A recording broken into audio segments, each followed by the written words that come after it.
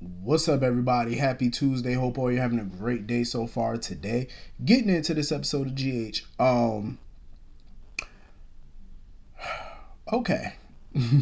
A lot of foolery in this episode, and I do mean foolery. Um, I thought the scene where Scout was, doing her assignment or whatever, asking Drew all these questions about Aurora and stuff, I thought that was a cute scene. I thought it was a nice scene. But I was pissed off at Drew. Drew literally pissed me off in this episode because I'm like, sir, who the hell do he think he is? Like, seriously. Like, that man done plumb lost his mind. I was kind of surprised that Sam didn't, go off on him or whatever. But I get why she didn't in a way. I kind of get it. But I'm going to get on that in a second. But my thing is, who do this man think he is? Like, how you going to sit here and tell them, oh, I got a surprise for you? Sir, switching your daughter's school is not a surprise. Now, him saying, oh, I got us tickets to go see, the Little Mermaid or Disney on Ice or something, that's a surprise. But you don't spring a new school, a private school, on your child's mother and your child. You just don't do that. My thing is, if you want to switch her school, the thing to do is go talk to Sam about it first and do it privately before you bring it to Scout. You know what I'm saying? Him and Sam should have had that conversation. Because how you going to step into the mix and make educational decisions on a child that you do not raise? Drew has had no part in her upbringing so far. Like, he's been a per diem father.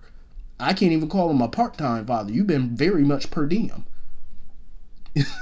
Like, if we're going to be serious here, like, let's call it what it is. I mean, dude, you were held captive for 2 years, then you came back and chose to go to prison when you probably wouldn't have been to prison otherwise.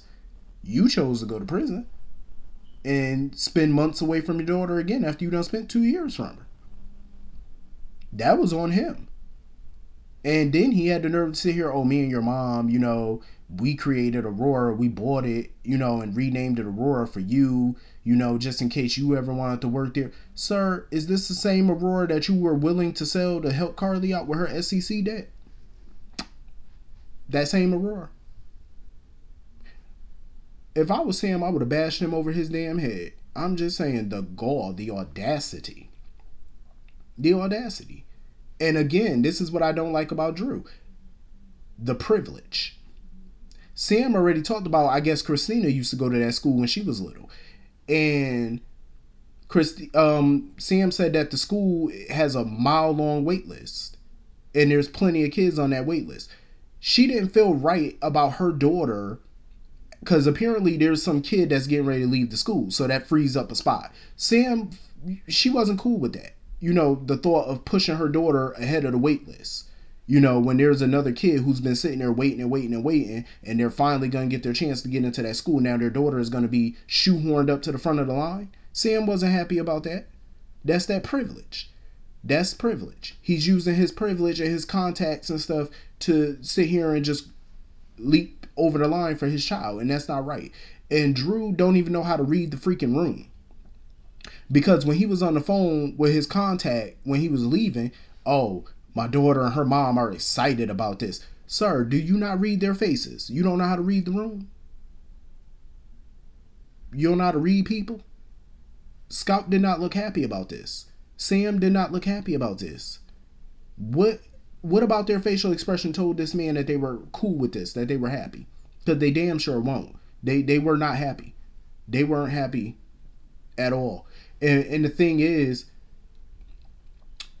if he actually paid attention, it wasn't so selfish, he would have, noticed that his daughter said, is this what you want? Oh, I just want the best education for you. I want the best life for you. That was the wrong answer, Drew. The answer should have been, sweetheart, what do you want to do? Like, what do you think about this? What do you want? That should have been his answer, not, oh, I want the best life for you. What do you think about it? No.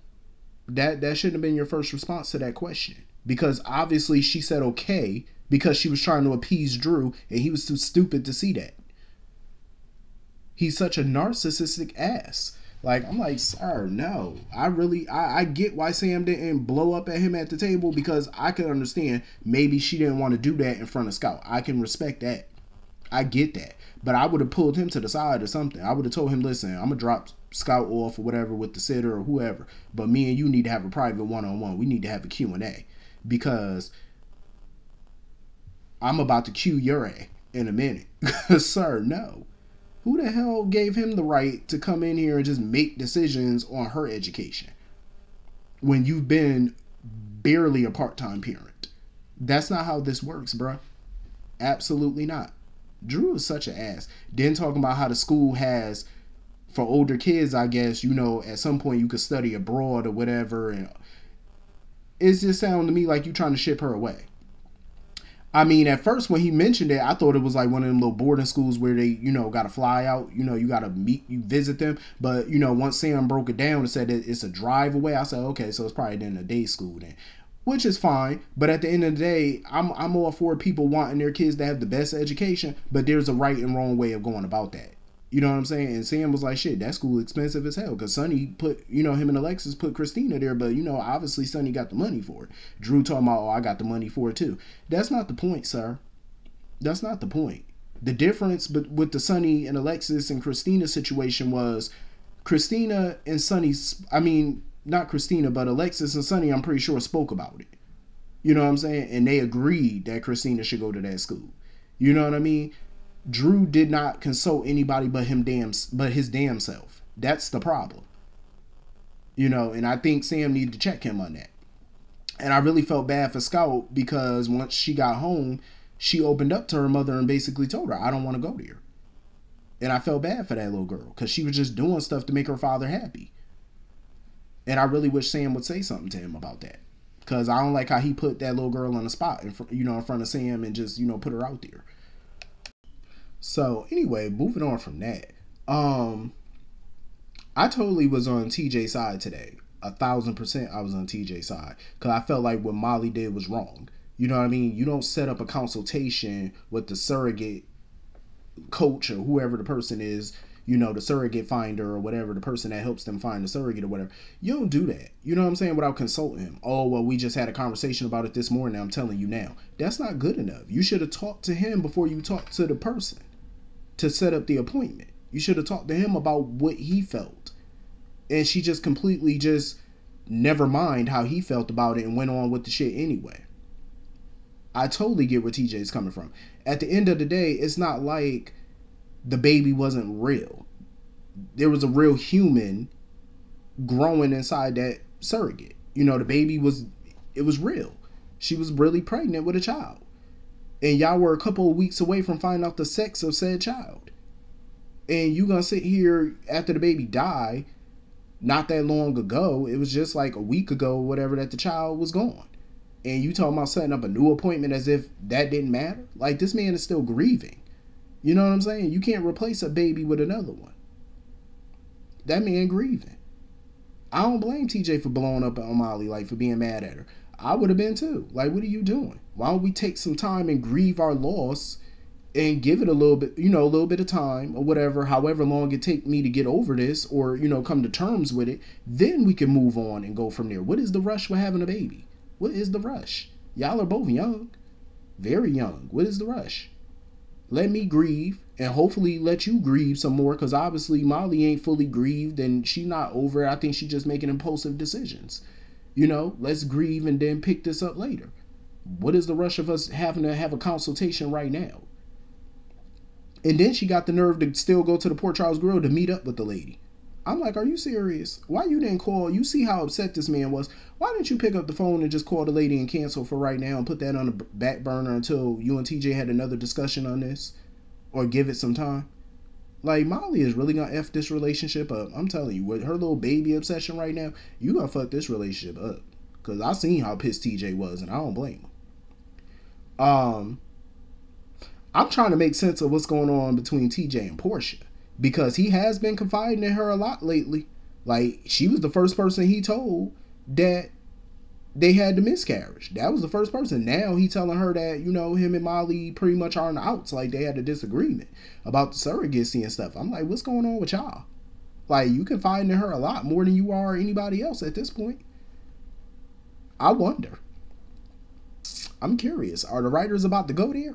Like, are the writers about to, you know, get them to have a salacious affair or something? Like, I'm curious. Because, listen, if it happened, I'm here for it. I'm here for it. I like that kind of mess. I'm like, uh-oh. I know Curtis would lose his shit. I would be here for it. Her and TJ? The scenes we could get with the I'm just saying. I know they scenes would be hot. That'd be like some softcore porn type shit. I already know. Just saying. I mean, he been confiding in that lady a lot lately. I'm like, what's going on with y'all? So anyway, moving on from that. Alexis and Laura. I love them to pieces. We know this. They were pissing me off at that lunch. They were really like pissing me off. But let me say this. The salads that they ordered was, oh my God, them salads look good as shit. I wanted me some of that. I said, oh, y'all got the good dressing too and the fancy little bowl. I said, okay. I love the Port Charles Grill set. I do. It is a gorgeous set. Like, the atmosphere, I would go there probably every other night. And I do say probably every other night because I know that place is expensive as shit. I can imagine how much that salad cost. Like, that salad ain't look like it had no grilled chicken or nothing on it, but I know that damn salad probably cost them about $15. I know it because that place look extravagant. But I love it though. That atmosphere is so just inviting, relaxing. I would definitely go to a place like that. But they were pissing me off with this little second chance conversation. I'm like, listen, I get where Laura coming from. You know, she that type of person. She want to see the good in folks. I get it. But it's like, sometimes a leopard don't change their spots. And that's what she need to understand too. I get that she trying to be objective because she feel like, listen, if Cyrus step out of line, then I'll say he didn't change. But so far, he's showing me a different side of him. So I'm willing to believe that maybe he has had a change of heart and he is, you know, reforming or whatever. So until I see different, I'm going to believe that he changed. Okay. It's going to bite you in the ass, but okay. If that's what you want to believe, I mean, I get it. But you biting yourself in the ass at this point. You shooting yourself in the foot, Laura. I'm just saying, you can't be so trusting of folks. And I definitely feel like Cyrus did all of this on purpose. Because once he was like a little creep too. When he saw Alexis and Laura sit down, he was looking at her all creepily and stuff. I'm like, you are such a creep. Like, sir, why are you looking at her like that? Like, lurking around in the background and stuff, trying to walk by or looking, trying to listen in on their conversation. I'm like, he is such a weirdo. Like, seriously. I feel like he did that on purpose, though. Like, him dropping the tray and breaking the glasses and all that. I felt like that was a manipulation on his part. Because I think he's trying to gain sympathy points from Laura. Trying to get her to feel bad by dropping the tray, having the manager come over and yell at him and berate him. Oh, that's coming out your check. That's this, that, and the third. Yes, sir. Sorry, sir. He trying to get her to feel bad for him. And I feel like it was working too. And you could see it on her face that she was feeling remorseful. Like, oh, she felt bad. She felt sorry and all that type of stuff. Well, not remorseful, but, you know, she felt sorry for him. And I'm just like, Laura, don't sip the Kool-Aid. Don't sip the Kool-Aid. Because everything this man do has an agenda to it. I know it. That man ain't slick. And I didn't like Alexis' little conversation about Anna and stuff like that. Oh, Charlotte, the victim. That right there tells me Alexis don't know the full story. Because I feel like if she knew the full story, she wouldn't be calling that little girl no victim. Because that little girl is anything but a victim. That ain't nothing but the seed of Chucky. Ain't nothing victim about that child. And I think if Alexis is going to be in the journalism business, she need to get all the facts before she puts something into print. You know, before she just puts stories out there and whatnot. Like, she needs to know the whole damn story.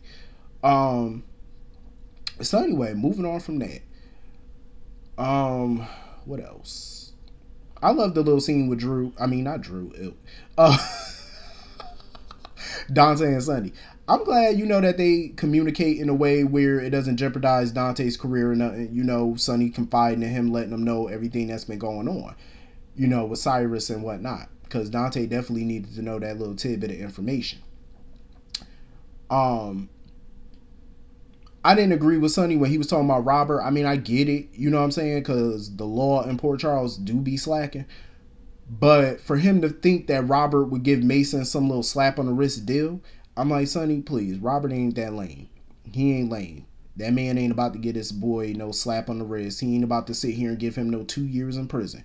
Whatever deal, if any deal that Robert works out with Mason, I'm pretty sure it's going to carry a hefty, prison sentence compared to what he might get. You know what I'm saying? I don't see Robert being lax on this. Like I said, I get Sonny's concern, but I don't see him being laxed on it or whatever. It's about time we getting some answers about Austin and stuff like that, because I'm like, that man been laying on that ground bloody all week, and they finally starting to talk about him. And it was weird too, because I'm like, because Portia kept looking for him because he didn't show up for a shift. So of course Elizabeth was on the hunt or whatever, making the phone calls, calling his phone, dropping by his apartment and stuff like that, noticing that, the Thanksgiving food that he ordered was still outside. But what was weird to me was when Dante called Austin's phone, it immediately answered with the Pawtucket PD answering the phone, a detective. And that was weird to me because I'm like, Elizabeth kept calling that phone. She kept calling Austin's phone. Nobody answered that phone. So I'm like, how they answer the phone off the first ring, but when Elizabeth kept calling all morning, nobody answered that phone? That was very weird. I'm like, what the hell going on? And it was also weird to me that the Pawtucket PD made it down to, to Port Charles that fast to talk with Dante and stuff about working together, in this case, sharing information or whatever, about getting their cooperation. But yet, when Dante was on the phone with the detective, he told him, he was like, listen, he is a doctor at General Hospital or whatever. So why didn't the Pawtucket PD call GH and inform the chief of staffs what's going on, or even go by there to tell Portia what's going on? That was weird. I'm like, y'all didn't think to stop there first or something like that to let them know? Because now they're getting worried about what the hell going on. This man got patients and stuff. They don't know what's going on. I mean, I would think that you would contact them at the very least to let them know what the hell going on and want to talk with them or something, because this is a murder investigation and they did work with him. So you would think that y'all would want to ask them questions about maybe was he acting funny before Thanksgiving? You know what I'm saying? Like, what type of investigation y'all running? I mean, Sonny pretty much was nonchalant about the shit. Sonny was like, how the hell you gonna ask me if I had this man killed? He was like, my style. Sonny looked offended when Dante was like, did you have him killed? Sonny was like, you know how Sonny do, start shaking his head and whisper. Sonny was like, nope. He said, my style. He said, if I had that man killed, he said, if I did something to him, y'all wouldn't even found his body. So I don't know why you asking me that foolishness. I get it. Sonny was like, listen, we already know Mason did this shit. I mean, not Mason, Cyrus. He was like, we already know Cyrus did it. He didn't even want Dante looking into that murder. But I agree with Dante. At the end of the day, yes, he was killed in Pawtucket, which is their investigation. But Dante was investigating him for things in their jurisdiction.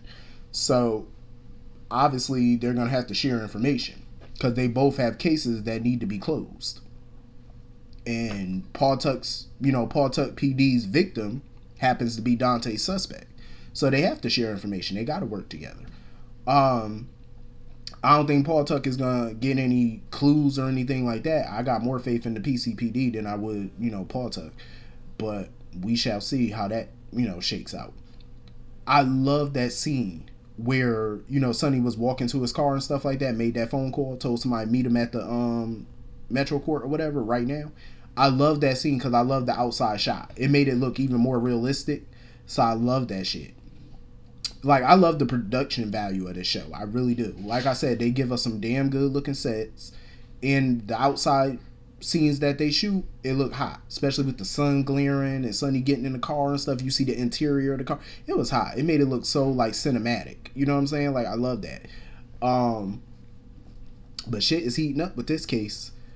My thing with Elizabeth is, too, I ain't like the way she was talking to Portia. Like, I get she frustrated, but it's like, Portia is really not the enemy in this. Portia trying to keep the hospital open. That's her duty as co-chief of staff. You know what I'm saying? Make sure that this lawsuit go away and y'all still have jobs. I can't blame her for that, so don't get no tube with her.